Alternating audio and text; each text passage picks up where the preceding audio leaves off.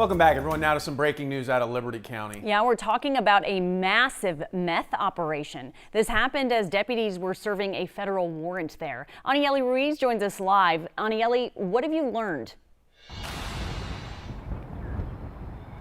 Hey, good morning, guys. That's right. They expect this bust to be one of the biggest. They say the meth is estimated over $500,000. The Liberty County Sheriff's Office tells us they were asked to assist in a search warrant by the DA office, being led by the DA office here in Houston. And they say once inside, they were pretty shocked to find one of the biggest meth busts they've ever seen. Now, take a look at some of the images coming out of Liberty County. Again, this is stuff you normally see in movies or even shows like Breaking Bad. These are some of the pictures of the meth they found inside the home.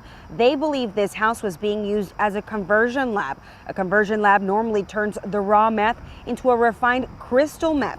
And because of the large amount they found inside, they say it was very hazardous and they needed to call in a hazmat crew to deal with it. The guys you see here in the hazmat suits are with HPD hazmat crew.